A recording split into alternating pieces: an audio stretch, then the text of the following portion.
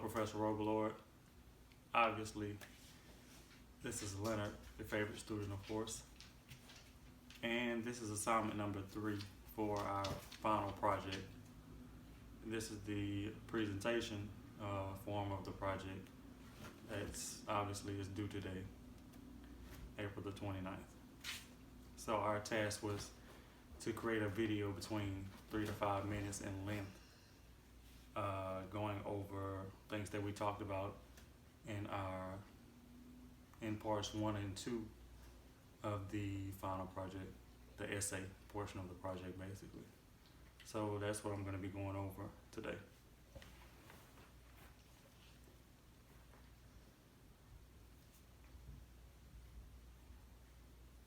So question 1 is, will the grocery industry survive? Well, we all had different industries. My industry was the grocery industry. So question 1, will the industry survive? My answer to that is yes, the grocery industry will survive. And as of right now, the grocery industry is actually thriving. Grocery stores are seeing more business than they have seen in years, possibly even in decades. Suppliers cannot keep up with the extremely high demand for groceries caused by COVID-19, aka the coronavirus. Question 2, how do we stay in business? So how does the grocery industry, remain in business during the coronavirus? That's an easy question to answer for my industry. The consumers will continue to keep us in business as they have for decades and hundreds of years. So as long as people eat, the longer the grocery industry will thrive. Question 3.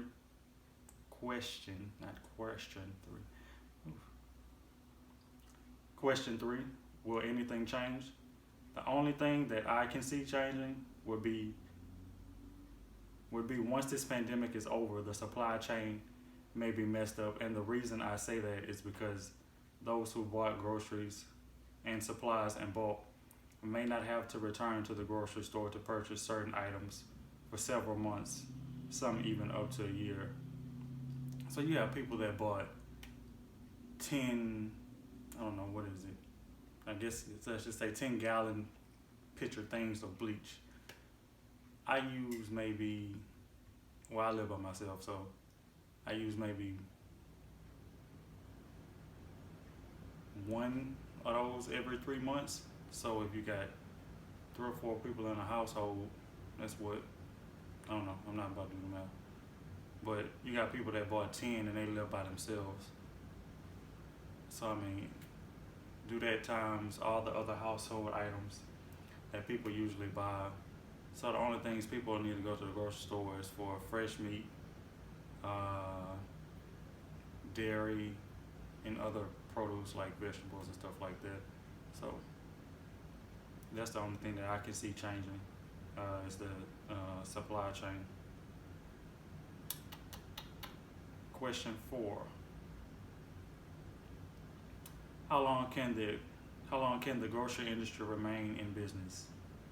My answer to that is whether it's 12 months, 18 months, or 2 years, the grocery stores will probably never shut their doors unless, they go to, what is that? The curbside pickup thing that they do where, Walmart, you order online, I think the minimum is $30 that you have to have in your cart or whatever in order to do the curbside pickup. That's the only way I can see the grocery stores actually closing their doors. And technically, that wouldn't be them closing their doors, because technically they would still be in business, so they would not be shutting down.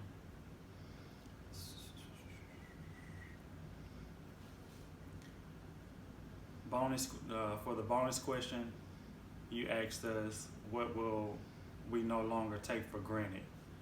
Me personally, this pandemic has brought a lot of things into perspective for me. I will no longer take life itself for granted, meaning that I will no longer be taking my time when it comes to my 10-year, 20-year, and beyond life plans and goals. I will be fast tracking everything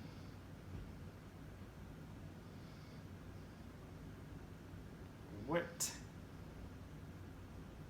I don't know what that's what I said, but I will be fast tracking every goal that I have. So meaning that a goal that I would have liked to have had accomplished within the next 5 years will be a goal that will now be fast tracked to be accomplished within the next 1 to 2 years. A goal that I had planned to, would have liked to have had accomplished within the next 10 years will be fast tracked to be accomplished within the next 3 to 5 years, so on and so forth. And the last question for the bonus was, what have we learned? So, me being me,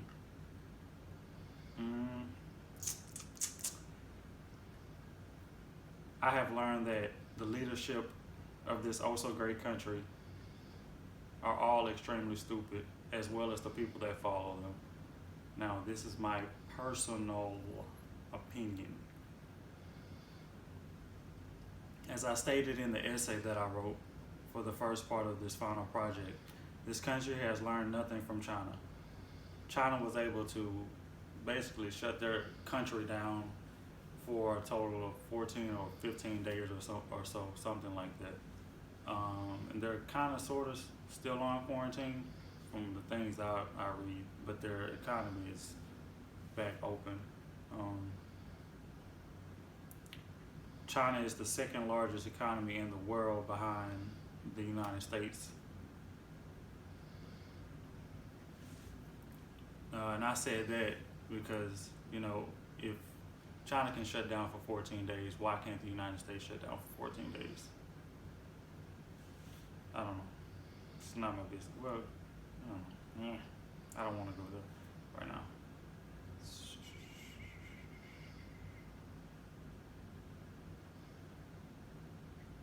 Also, to add to that, it's not even on here, so I don't know why am I looking at my phone? A fool.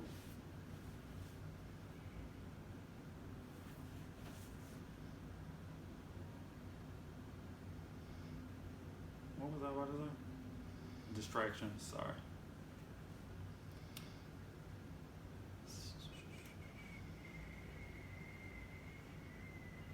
Oh, brain fart. So the reason I said that, China shut down for 14 days, China was able to build hospitals. They were able to use their social media platforms to, get accurate information out to their citizens, unlike the United States. I'm just gonna say that the media for the United States is poison. That's all I'm gonna say on that. And the last part that I have for you, Professor Robillard, is that if you notice, the same people that told us, the American people, that we should have enough savings in our accounts for 3 to 6 months, even possibly up to a year, just in case you get laid off of a job or you fall ill or something like that, to have saved up for the rainy day savings, basically. The same people that told us that we need to have that are the same people that are begging that the economy or the United States be reopened, because their businesses can't afford to be shut down any longer than what they have been this last month and a half or so. So, yep, that's my final project. This is part 3, assignment number 3, the presentation form of our final exam. I don't know if that was 3 to 5 minutes. Hopefully it was once I get to my phone. I don't know. But yeah, that's it. The last thing that I would like to say to you, Professor Robillard, is thank you for always guiding us in the right direction, telling us what we need to hear and not what we want to hear. Thank you for bringing out the best in us and putting our feet to the fire when you knew that we had more than we brought to the table. You really are an angel in ExxonMobil clothing. See what I did with that? Like this wolf in sheep's clothing. Anyway, May God continue to bless you, keep you safe, stay healthy, stay 6 feet away from people, and I'll see you later. This concludes my presentation. I don't know if you wanted to say that or not, but yeah.